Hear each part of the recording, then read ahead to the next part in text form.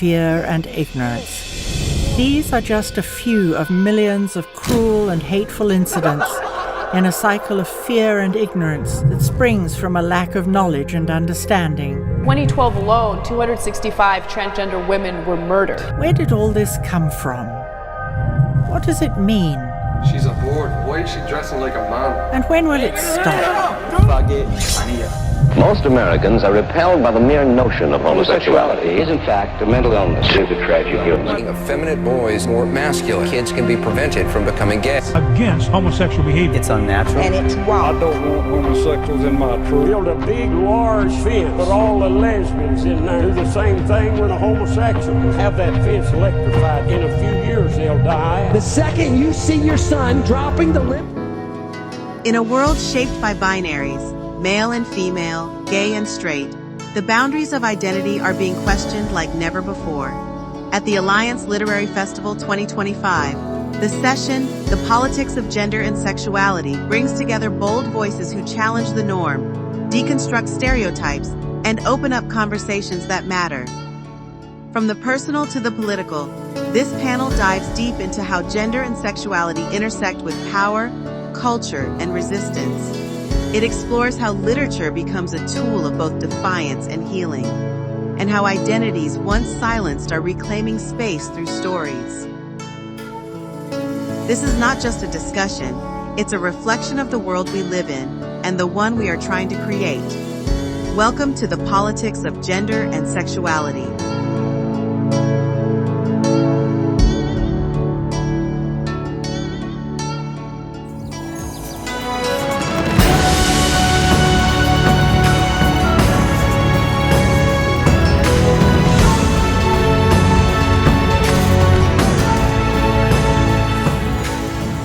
Wanted to kind of give us the audience a little background why we named this session specifically, politics of gender and sexuality, because when we live in a world where what we are, who we are, what am I supposed to wear, what am I supposed to act, how am I going to be living my life, with whom am I going to fall in love with, who I can marry, or everything is being dictated by somewhere or the other, the politics is involved. So gender and sexuality have always been political. And be it from the laws that govern our bodies to the culture, that cultural narrative that kind of reinforce the same idea and identity over and over again. But at the same time, we are living in a world where resistance is coming, where we are no longer just seeing the work, the literature, be it cinema or any field altogether, where we are just getting the reinforced norm, but we are also resisting those kind of norms. Or same-sex marriage was legal for the first time in Canada in 2005. But same-sex couples all over the world were still struggling with a lack of spousal or property rights in the eyes of the law.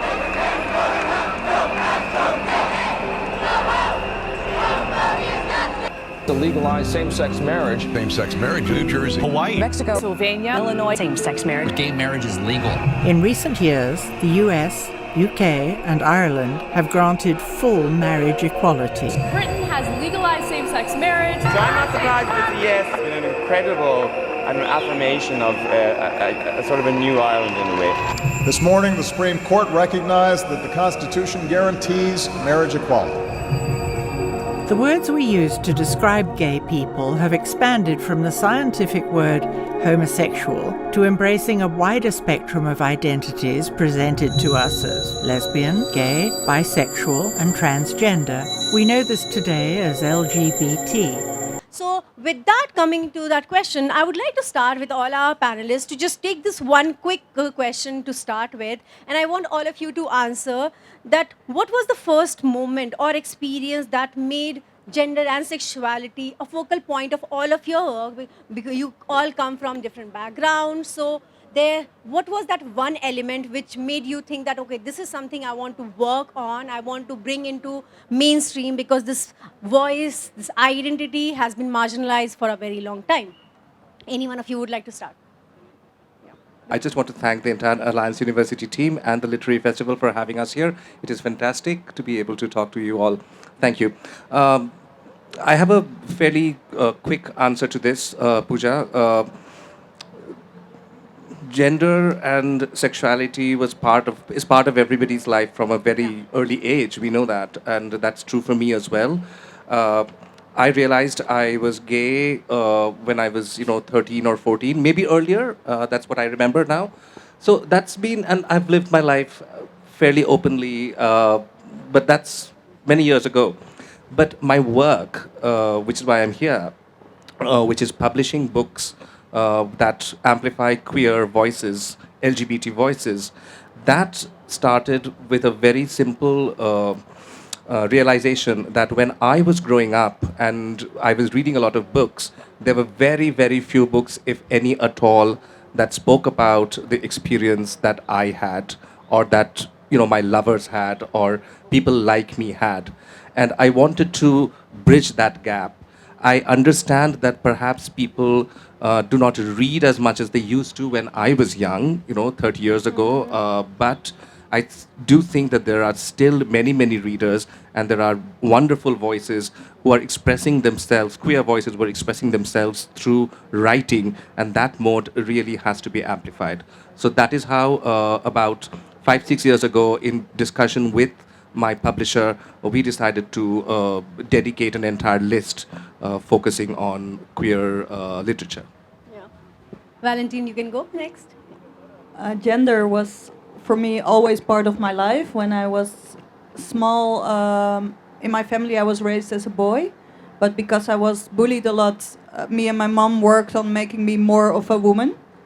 So the gender question was in my identity for a long time. And when I started writing, first, I didn't put it into my writing, but at a certain moment, it was really hard to keep it out of it, like people ask questions, people see you, and so I decided to write with anti-boy everything, what I knew about it at that moment, to hold nothing back on it, and also maybe to not have to answer the questions every day. I felt like if you pour it all out, maybe I will understand it better as well. Can we have Kyoko answer that? どうもありがとうございます。今日は私をこちらに招待してくださって、そうですね。私は私は小説家なんですけれども、日本という国で小説を書いていると、普通に生活していても小説を書いていても、日本っていう国はちょっと非常に男女格差の強い国ですので、本当に普通に小説を書いていても何をしていても自分が女性であることで感じるいろんな不利益であるとか、そういうことに対して自覚的である。どうしてもそうならざるを得ない。だから特にそういうことを絶対書こう、私は書こうっていうふうに思わなくてもどうしても書いてしまうものだと思います。First of all, thank you very much for inviting her. And I'll just translate she as a I for the interpretation purpose. Okay. So basically, I am just a novel. I'm just writing a novel, and you know that I'm writing it for Japan, and Japan is a country where it quite lot of bias between men and women in the society is there. And whenever I write as a female writer, even I do not think that I should write as a woman centric, but automatically it comes, and whenever I start writing, it comes as okay, I'll write as a woman centric or a lady centric. It automatically happens. So nothing forces me to write in such a way, but it automatically comes. So again, so then we'll start with the basic questions I have specifically for your fields. That we'll start with you, Valentine. Your work largely explores gender fluidity and identity through deep personal and poetic narrative, and that this is where we say that literature often allows us to imagine new worlds. So do you think that literary space has kind of provided you that safe space where you put things out and is moving ahead for real world gender politics, or is it facing the same kind of barrier that we are already facing in society at large? So in literature, do you still get to be published and express everything talking about gender fluidity, or publishers do curtail certain idea on that as well? What's your take? The interesting thing about this is when I had my coming of gender, when I was searching for gender in my journey, there was not so much language yet. Non-binary was not really a word people used. Does everyone know what non-binary is? Yeah, it's beyond the genders or in between the genders, but I didn't know that word, so I couldn't give language to something you feel but that you cannot define in language. And in Holland, where I'm from Amsterdam. In, I think, the 2020s, during Corona, publishers for the first time started searching for narratives like, okay, who's writing about this, what's happening? And I was already published by then. And I was in my own, like having conversations with people, talking to my trans ex. I was learning how to talk about it and how to think about it. So that sort of collided. There was interest in Holland to know more about it because there was a lot of information in the papers, but it wasn't yet in the literary space explored. So, and just before me, another trans mask came out with a book. So people always say to me, "Are you the one or the other one?" And it's now sort of exploding. There are now more books and also beautiful books by trans women. So since 2020, it sort of opened up, and before that, it was zero. So that's maybe also why I didn't have the language for myself, because I always had to Google American things. And in Holland, everybody speaks English very well, but there was not, in the Dutch space, there were no examples for me on what was happening to me or how to put that in words. Yeah, totally.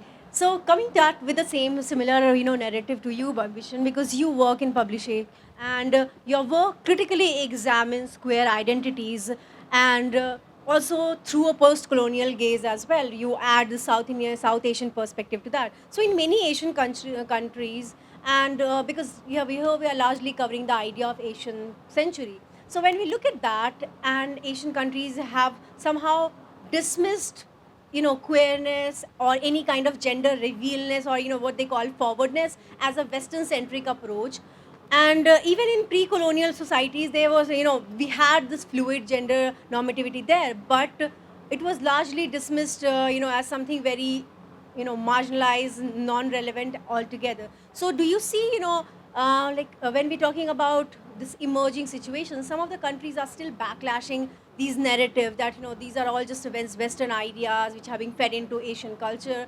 What would you say to that? And do you see any pushback from narrative end, or do you see any resistance happening? Her murder brought national attention to the issue of violence against transgender Americans. One of her former lovers screaming out, "I can't be gay, I can't be gay." Gwen was kneed, punched, beaten over the head, strangled with a rope. There are transgender women who are shot with machine guns until they're just pieces of meat, until they're unrecognizable. Women who are stabbed 30, 40, 50 times, set on fire. Хули ты так одет, ебать? А? It is very true that we see, surprisingly, among a lot of right-wing propaganda, this kind of idea that any kind of sexual practice or culture that is not heteronormative is a Western concept. I find it very ironic, given that a lot of nationalistic right-wing politics is all about our great culture before any so-called invasion of other religions, of other colonial powers. So it is very ironic, and it is entirely wrong to think that these experiences are anything but universal. I mean, it is as true in Netherlands, this feeling of being non-binary or feeling attracted to the person of your own gender or your own sex. It is as normal in Amsterdam or a village near Kyoto as it is in a village near Kolkata. But we know all that, actually. I mean, that much most of us actually understand. It is about the politics of how you represent it, right? So what I try to do is to, through my work as a publisher, bring stories that are not necessarily about people like me. I must confess that I come from a space of great privilege. I am a cis man. I'm urban. I'm middle class. I'm upper caste. I speak in English. These are like, it really puts me very, very high up in the social ladder, so to speak. So it's not my story that needs to be told. It's more important to tell the stories of people whose lives are equally fantastic, but just haven't had the same possibility owing to where they belong, owing to the class they come from, owing to the language they speak, owing to the geographical region that they come from. So it is very important to promote such narratives. But at the same time, yes, I'm focusing on Asia and South Asia. Most of the books that I publish are from here. But I also believe that it is important to dialogue with other cultures which are different from ours, like Valentine's. So I also focus on that. Yeah. So coming to you, Kyoko, yeah. So your writing often reflects on the history and how it shapes contemporary identity. And also, do you think that historical narrative about gender in Japan are being rewritten, or is it something that or is it there any resistance or reimagining of those stories altogether? How do you see those stories being told from the gender lens? そうですね。すごく今は女性のライターがすごく増えていますし、最近の研究だったり、あるいは創作だったりの中で、歴史的には見過ごされてきた女性たちや、あるいは LGBTQ+ の人たちの視点が取り上げられることはすごく増えています。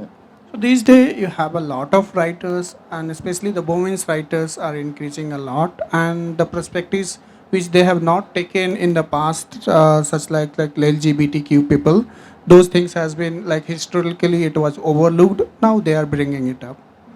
私は以前400年前に実在した本当にいた女性の大名についての大名が主人公の小説を書きました。それはやっぱりそれまでやっぱ侍ワールドにそんな女のトップがいるっていうのはちょっとあんまり信じられないようなことだったんです。実際にいたんですね。それですからこれまで男性中心と言われてきた歴史に新たな視点を書き加えたいと思います。So once I wrote a novel about the feudal lord, which she belongs from just lady feudal lords 400 years, right?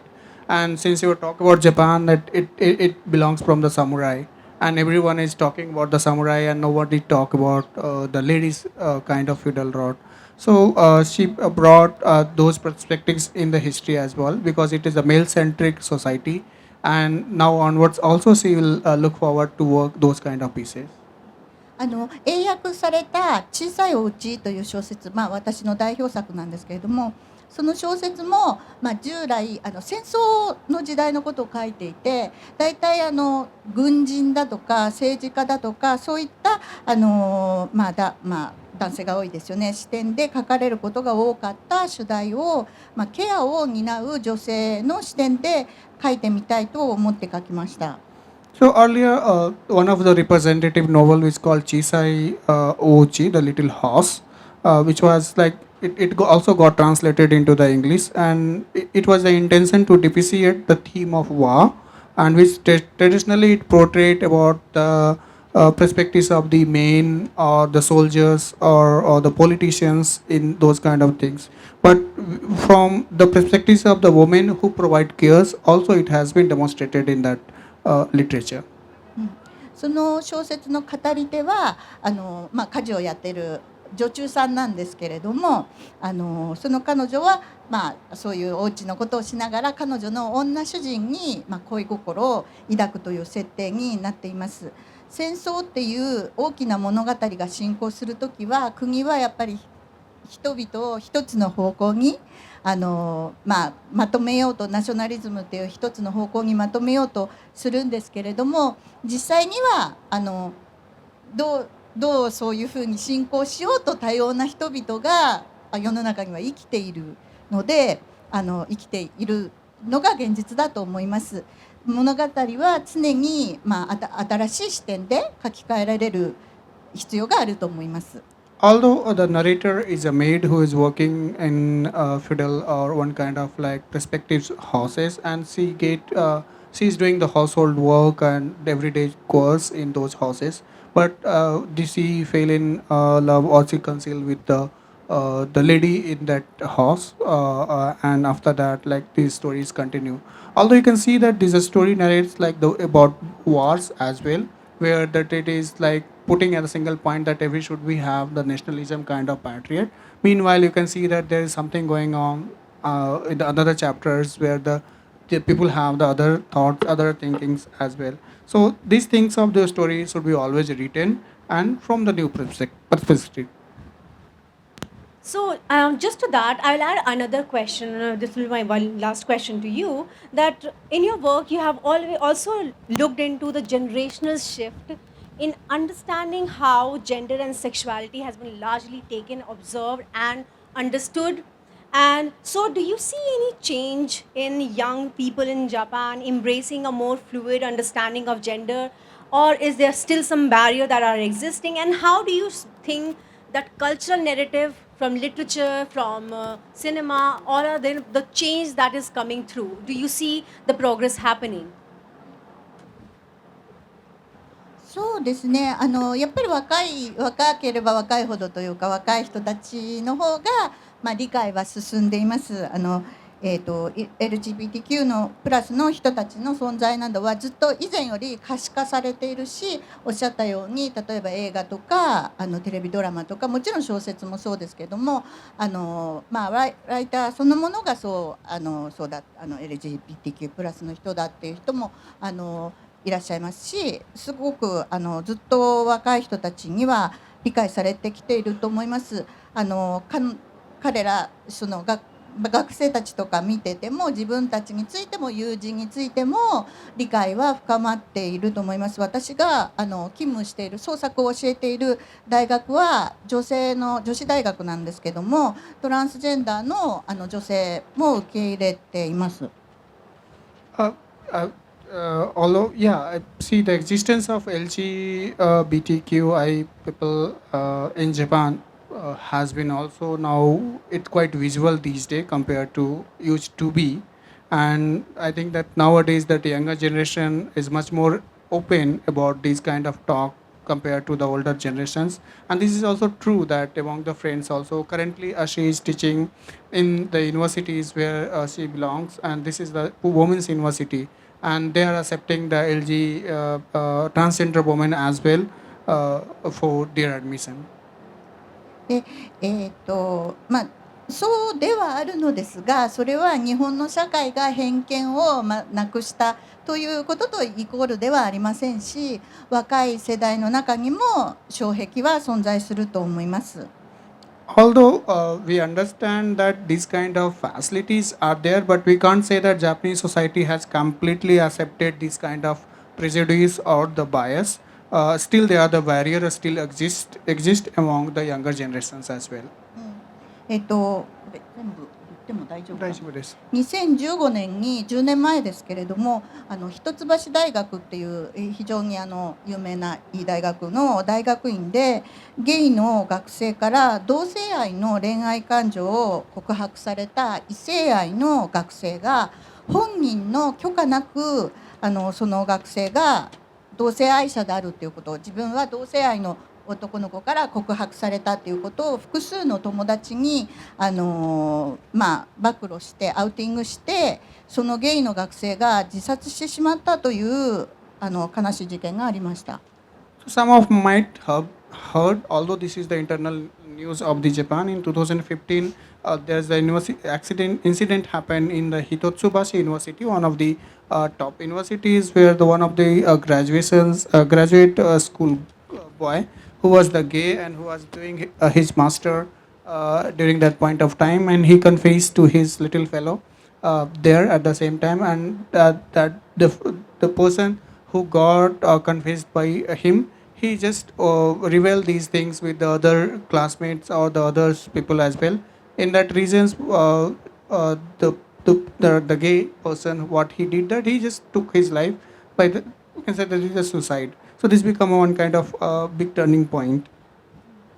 それは、日本で LGBTQ+ について語る上で大きな転機になった事件であり、またアウティングについても知識がみんなに共有されるきっかけになりました。それから、10年経っているんですけれども、偏見がなくなったわけではないし、自分のアイデンティティやセクシュアリティに一人で悩んでいる若い人はまだいると思います。So this was the turning point in the way that the LGBT issue has been addressed and discussed in Japan a lot, and they had been also revealed that how this greater sharing of the knowledge, the practice of outing has to be discussed. Although from this incident 10 years has been passed, but the prejudice or the bias in the society is still lies, and the younger generation and the younger people is still struggling about this matter. ただ一方で日本には男色文化っていう歴史があってですね、同性愛を厳しく取り締まったりする法律や歴史はないのですね。でだから日本の文化としては隠れている分には寛容というのが日本の特徴ではないかと思います。でもそれではやっぱり悩む人は減らないという状況だと思います。So on the other hand, if say that Japan has a male homosexuality culture, and there was no law or the history of a strict crackdowns of homosexuality, but I think that one of the characteristics of Japan is that it's tolerant as long as the people keep the sexuality hidden. They should not reveal it, but it's don't think that it's going to reduce the number of people who are worried about this kind of homosexuality matter.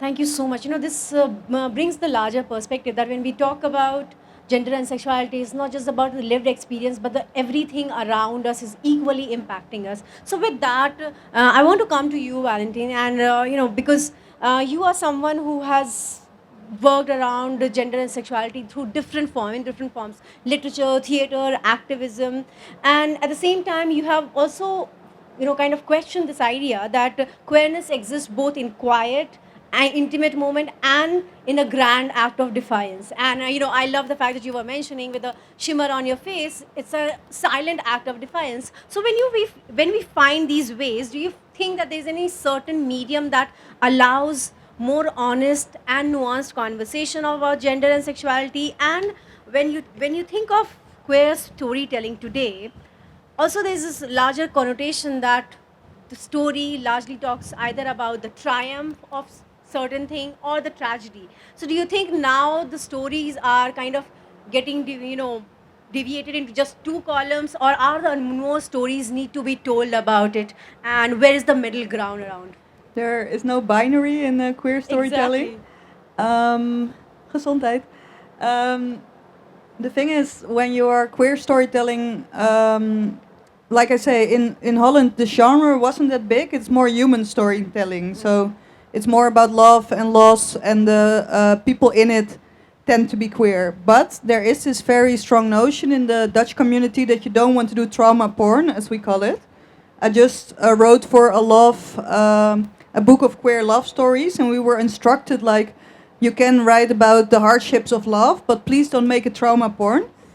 I think it's always a clear line, like, what do you want to tell? But what are the narratives you grew up with? And a lot of queers from my age grew up with a lot of the trope of bury the gays. Maybe the trope, like, there were gays in my TV shows, there were gays in the books I've read, they were there, but they always die. Or they're not the main character, they're the bullied one. So they're sort of there as a tragic note to give the story more deep feelings. And we see now a shift, like the gays are now the main character and they're also not dying. And I think sometimes we go a little bit too far. We go into heartstopper territory where people like grab each other's hand and go like, you know. So now, but you could say like that's very trauma-free queer storytelling. But also, I don't feel that's very realistic 16-year-olds love storytelling that they quiver when they grab each other's hand. But I don't know, who knows. So I have the feeling we're now at a sort of maybe new era, also helped by digital mediums, where people could point themselves or present themselves as the main character. Like when people higher up don't see you as the main character, you can come now out to be queer on TikTok or gay. And yeah, the gays were always there, but now they're also more central and can decide if they want to do tragic or want to do joyous or both, but they're more in control to decide what the story is these days, I have the feeling. So with that, coming to you, Bishan, because we have in India we have this colonial legacy, and that still continues to shape what are the laws around it, how people perceive things. And under the same law, we had Article 377, which was criminalizing homosexuality. Section 377, yes. So on my part. So on that note, when we talk about the shift that is happening in 2018, the Section 377 got decriminalized. Now it's open. People can talk about it openly and without fear of being pushed into the jails and being bashed and bullied around. Do you think there has been any change in the mindset of the people around accepting, understanding, and understanding also not just that someone is with certain identity, but also understanding the nuances that requires to be, surrounding it? And do you think the legal victories are enough, or are the deeper cultural, systematic barriers are the, real progress which we need to make? Profound beat to death. What's wrong with you?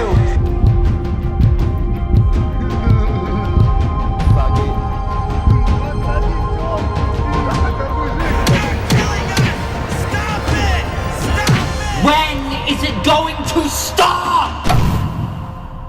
I'll definitely answer this question first, but then I'll very quickly later address the question that Valentine answered. Because that's a more fun question. This is like such a heavy question you've asked me, but I'll try to answer this quickly. I know my legal friends are sitting here and they want to hear what I have to say. Very quickly, I think after the decriminalization judgment by the Supreme Court of India, things have changed. I mean, I cannot pretend that it is the same that it was before 2018. Of course, again, I say for people like me who come from very privileged classes, who did not have a problem coming out, we surrounded ourselves with other privileged people so that, we didn't get into any problems. For people like us, it was not that big a deal, but it was a big deal for people who did not have that power, who were harassed by that law. So life has definitely changed somewhat, not immensely, but somewhat for them. There is much greater visibility in the media, on social media, as he was saying, and on many other platforms. That definitely has changed. But is that enough? Is any kind of legal victory enough? No. Laws are a reflection of society. We inherited many of these laws from other older powers, but now, after 75 years, we are writing our own laws, and that needs to reflect an overall acceptance within society. So it's a very chicken and egg situation to a great extent. It was very unfortunate that the marriage equality case did not win in the Supreme Court of India recently. But at the same time, I did feel that was a very big leap that we were going to take. It would have been fantastic if it happened, but it did not happen. And I understand why it did not happen, because I don't know if society, maybe the judges felt that society is not ready enough. And the laws that already exist do not really support it enough in order to be constitutionally granted. But having said that, I think there are many other places where law can make a difference. For instance, anti-discrimination. Discrimination in housing. It is not easy for queer people to, rent. Queer people to. There's no guarantee against being fired from jobs. Those are much more. Those affect many more people, because even when I don't want to get married, I still have to work. I still have to live. Those. I think the queer movement has to focus a lot more on those kinds of laws, as we also work with the general public in trying to make sure that everybody is on the same page, everybody understands the needs of every individual, every marginalization, be it religious, be it social, sexual, whatever. So that's my take on the legal position, definitely, legal situation. The other thing, very quickly, about narratives, as he was saying about trauma, yes, it is very true that a lot of older LGBT narratives were just very sad, which I found very disappointing, because when we were growing up, we were having so much fun. Like it was literally fun. We would just get, yeah. I mean, come on, we all did that. We were just getting drunk. We were fucking left, right, and center. I mean, what happened to all that fun? I feel that needs to definitely also be written about, and I am desperately looking for works like that. If anybody is writing any of that, please come and talk to me. And it is reflected in some of the works that we have published. There's a certain normalization of queer love. Our novelist Sudipta Pal is sitting here. His book, which he wrote in Bengali, called Unloved Story. It is not about the trauma. It is not about the trauma of being gay. It is not about coming out. Nothing like that. It is not about parents beating you up. Nothing like that. It's just a love story, which is very complex. It could be in straight also. So we need more narratives like that.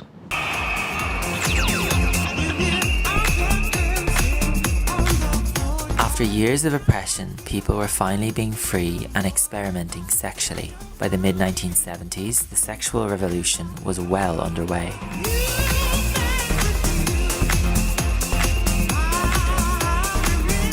How many years have you been a homosexual? I was born homosexual. It's beautiful.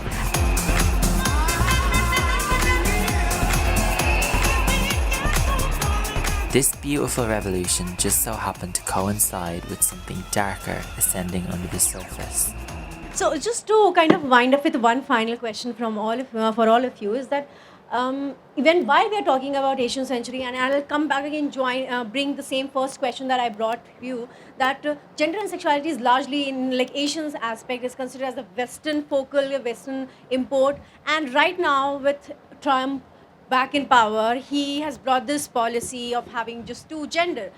So how do you think Asia, because Asia has been looking at and then have been bashing them, and then now they're just going to say that okay, this is what we have been telling all along, so this is also now being followed in West. So what do you say to that, and does this also control the larger narrative? Because when we talk about there's a policy change, it also reflects what kind of a publication and other voices that you can authentically and legally get it out. So how do you think it's going to affect the larger society and everyone around, not just in one country, but everyone around?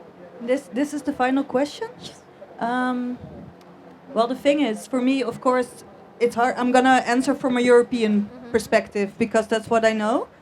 And I think that in my country now it's very popular to get an X in your passport. But I never wanted that, because I had the feeling that not everywhere in the world then I can travel. You don't want to be picked out on an airport line, you don't want to be held up, but I didn't see coming that the first country I would not be able to go would be America. So that felt really like, okay, I'm a ghost there now, that's so weird. I think actually that with Trump it's a lot of rhetorics, that it's more a smokescreen to create anger and outrage while he does military spending, while he does AA spending. I don't think he actually cares about trans people. I think he just tries to buy Christians to vote for him. But I still have the feeling like, what will happen now in Europe? Will they follow that narrative? Will it be harder there? But on the other hand, I'm from a country where gay marriage was legalized in 2002. It's very open, it's very mixed. People are sometimes even using gays as tokens, like we need to protect the gays, and then they're Muslim phobic or something. So I don't see that changing very soon in the country I'm from. It's interesting. I mean, gays are always going to be there. If it's legalized or not, we don't care. But I'm curious to see how we will be restricted in traveling and loving and marrying, because you can only marry now in 22 countries in the world. I don't know. I don't see that coming up anytime soon. But I also don't think where I live a lot will change. So we'll see. We'll pray. We'll just be gay, and we'll see how legal that is. I'll quickly go back to what Kyoko was saying about our Asian cultures, in which everything is permitted as long as people don't know about it, including bribery, for instance. We'll all live in that thing. So we live in many of us Asians, we live in a culture of shame as opposed to a culture of guilt, which is a very Christian concept. What's the difference? Guilt is personal. It is your problem with God. Shame is your problem with society. Mirror of shame. People are reflecting shame. Yeah, okay, I understand. Go on. So a lot of us Asians live under the culture of shame. So we have to deal with our own things. We cannot look at the West. We cannot look at America. Definitely not in America anymore, which is very unfortunate, because I grew up at a time when our models, including the models of development of NGO work, of activism, were all Western, were all American. They were funded by Americans. Can you imagine? It's unbelievable in 2025 what happened in 1992. I grew up with that very American model of gay liberation. All my heroes were, Western gay icons, because we did not have that many in our culture. But I think that has to change, and that is already changing. So we have to work with our own, set of values. We have enough. We have tremendous philosophy. We have tremendous, social ideas, philosophies, legal philosophies, ideas going back thousands of years. So there is no reason for us to fall back on what is happening in the West. We have to do our own thing, honestly. And I'm quite certain that Trump's assault on trans, non-binary identity is going to affect the progress that we have made. The progress is not enough in terms of trans rights in India, but still something has happened, and I think we'll continue to progress in that manner. Okay, just we'll talk something more about Japan. 同性婚についてなんですけれども、今日本国憲法に照らして同性婚が合憲であるか違憲であるかという裁判が複数戦われています。でいくつかの法廷で合憲であるという判決が出されました。この流れの先には、同性婚の法制化は日本において実現するだろうと思います。多少遅れるとかいうことはあるかもしれないけど、タイとか台湾とかネパールに続いて台湾ネパールタイか続いて法律を実行することになるのではないかと私は考えています。So, just talking about Japan, like there is an ongoing proceeding in the court which is determining that whether the same-sex marriage is constitutional in the light of Japanese constitution, or some courts have ruled that it is constitutional. I think it will take time to legalization of same-sex marriage and the issue in the right front of us in Japan. And following by once Japan does, most probably there are chances that Thailand and Nepal, right, is going to legalize the same kind of judgment as well in their country. 法律のことをいろいろ今ねおっしゃったけど、すごく重要なことだと思うんですね。やっぱり法律とか制度、ルールが変わると人々の意識は割とすぐに変わるというふうに思ってて、日本では同性婚はまだ実現してないんですけれども、パートナーシップ制度って言ってゲイのカップルが自治体区とか市とかに届け出をすると、結婚と同じような証明がもらえて、そうするとお家を借りたり病院に行くときに病院に入院するときにインフォメーションがそのパートナーに行ったり、そういうことがものすごく簡単になったんですね。Just now, Bishan has talked a lot about the legal things, and yeah, it will support a lot. But we definitely understood that once the legal things will change, the mindset of the society, the mindset of the people also change or convert. But in Japan, what will happen? Like even like says that you are the gay and you got married, and you submit your certificate for gay to registered, you will get the marriage certificate as same as even it is not the same sex marriage. And based on that you can have rent your property, and whenever you hospitalize, and the information goes to your partner as well that your other partner has got it hospitalized. So this is somewhat it's a regularized and legalized in Japan. だからそうですね、確かにトランプによる DEI への攻撃とかはすごく、ショッキングなことだし大きなことだけれども、でもそのなんだろうLGBTQ+ のその人たちの存在が昔なかったわけじゃなくて、あったけど見えなかったものが、時間をかけて見えるようになってきたのが20世紀の今、見えるというかはっきり権利を法的な権利とか獲得するようになったのが21世紀の現在だと考えると、多少遅れるとかいうことはあっても前に進む方向は止まらないのではないかと考えています。We obviously understand the decision of Trump or the major backlash on the Trump which is doing attack on DEI kind of regulations, but the things which has been not visible in the society long back, right now it's coming as a visibility. People can see about the LGBTQI and they understand what it is nowadays. Even though Trump says some things, but we have progressed a lot in this era in 21st century. It may take some more time if such kind of decision will come, but the progress is on the track and it will go on.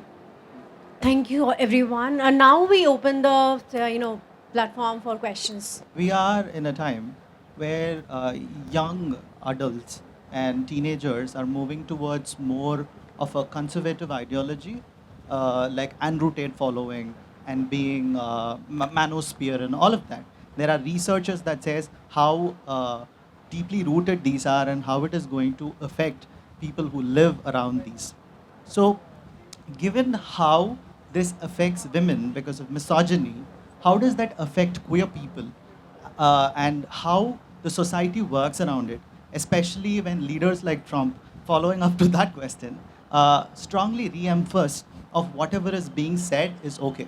And this is one question. The follow-up of that is, I did read an article how in a trans mask ideology, misogyny does not affect them as much as they were affected pre-transition or pre-identifying as a trans mask personality. So these two are my questions. That's it. Both, and maybe then you also reflect on it? Yes. The first question is really good. I have this girlfriend called Tessel Terswegen, not my girlfriend, a girlfriend. And she did research for a documentary on bubbles. She researched the manosphere, but she also researched the rainbow sphere.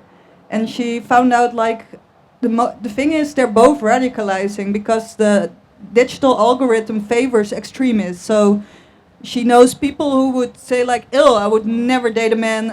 Being a man is a red flag. But she also has friends who are full on Android date. And we are being manipulated in thinking something is very normal, but we're manipulated in thinking extreme as possible. So for all the Andrew Tate following, there's also a lot of hardcore feminism bubbles. And the problem is that they are being applauded for being extreme instead of looking at the overlap. That's my question to that. The documentary is in Dutch, so I cannot recommend it to you, but it's very great. And the other thing is the misogyny. Sorry, can you say it again, how I need to pronounce it? Misogyny. Misogyny, yes, that's the thing. Actually, the thing is, in trans mask community, we sometimes need to be aware that we can be like that as well, because some trans masc who transition used to be lesbians. In a lesbian culture, I give a example now from my friends. It's very big to say, "Oh, she's so hot," or "Wow," or "That's so cool." But once you transition and become more masked, then suddenly you also acquire male privilege, but also male carefulness. So then you can be less like, "Oh my God, I would totally do." You know, you can do that more as a lesbian. Sometimes you can be more of a macho as a lesbian, and you have to be more of a soft boy again, a mindful, respectful soft boy that you can take home to the parents when you transition. This is my answer. It's a very difficult question, and it is absolutely true. And we see this among younger people, this kind of polarization, like we see in politics as well. And I don't really have an answer apart from the possibility, still harping on an age-old possibility of dialogue between radicalized people, if that's actually possible.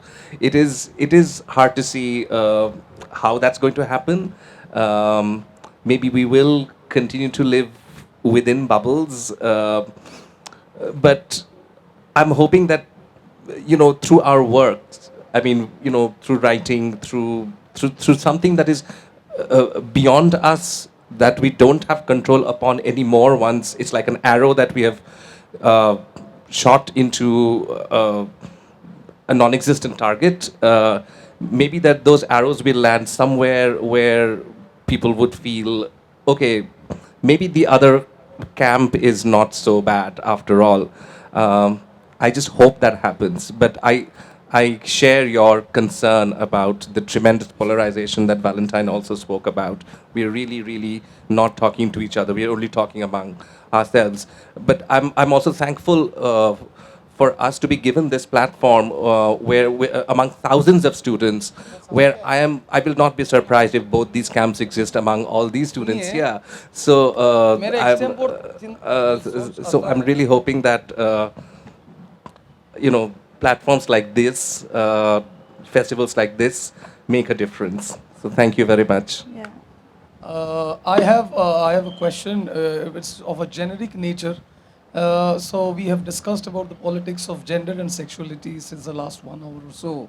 So how do you, and we are indeed in changing circumstances, or we are changing, the world is changing, as has been rightly pointed out. So how do you see the role of non-state actors? So the state actors, we understand that they have been, most of them have been repressive, and they are not very willing to accommodate, they are not very accommodative in a larger sense. They are not going to take out the narrative that we are going to put them across before them. So what is the role of non-state actors, the various actors? Actually, the movement was driven a lot by the non-state actors at one point, whether it was the United States or in Europe to an extent, and in India to an extent at least. So how do you see their roles in redefining the narrative, the gender narrative, in the future times to come? Thank you. What is the layman's word for a non-state actor? Which a layman's term of a non-state actor, it would generally include maybe the non-governmental organizations, maybe the self-help groups, maybe the para-governmental organizations, anything which is not a state. Also, like, could be corporate houses. They wield tremendous power in today's capitalist societies. So everyone who's not paid by the government. Okay. Yeah, what could the role be? I think the role of artists is always, of course, to create visibility and to test rules, to crash test rules to see if they are still good or that we should change them. I think actually the role of like then the layman of the non-state actor, like I come from a country where you can marry, you can date, you can be on the street. So there actually you could say by every couple that kisses on the street is already doing the work. But you could also say that's just two people being in love. So it's sometimes a little bit like we have a lot of great organizations who work for activism, for equality. But on the other hand, we all have the feeling that just by existing, sometimes being being open, making podcasts, showing yourself, being somewhere, being nominated for a prize, that's also sort of doing the work, but weirdly you're not doing the work because you're just existing. So yeah, the role could be to just be visible in a way, but I feel this is maybe too small of an answer, just be visible. It's not like I can be invisible right now.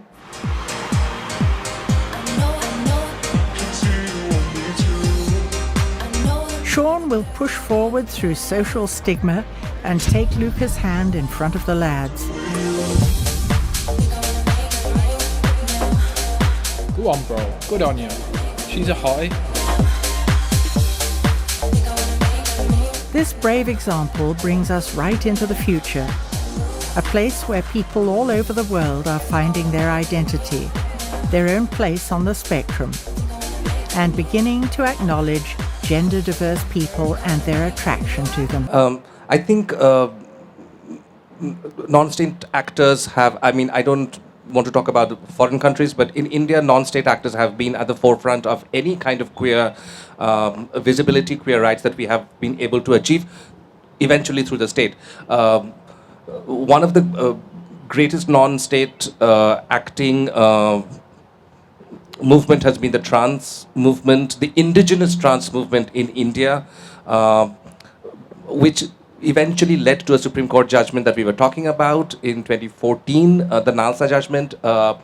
And then there was an act that Parliament passed which had very little to do with the Supreme Court judgment, which was extremely progressive compared, at least in terms of India. But the government, when the state actually came in, the state made it a problem, honestly. And it's that problem has not been solved in the last almost 8 or 9 years that the law has been around.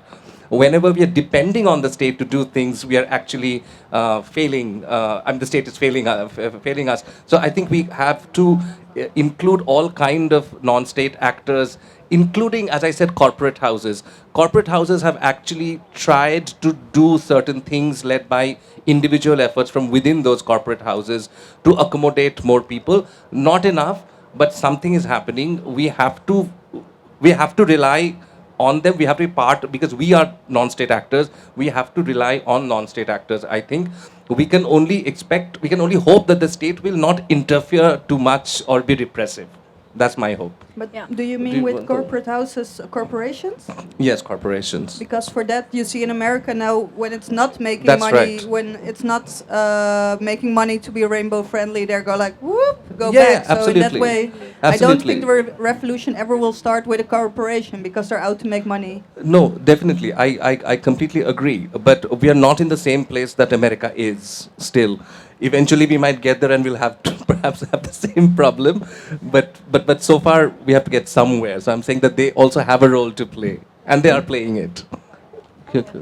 So I think I would like to, just wind up. We are running because we have another sessions. But, I think there's a philosophical question that when we talk about gender and sexuality, it requires inclusion. Because if you are not included in a, knowledge-making process, which we, in a philosophy called epistemology, then you are not part of the one getting benefited out of it. People who make knowledge, who make policies, make any kind of changes, are the one who are the one getting the benefit out of it. So I think the more we have inclusion, people will get benefit out of it. So with that note, we really like to thank you all for attending this session. Wonderful questions, wonderful answers that have been given by our panelists. Thank you so much, everyone.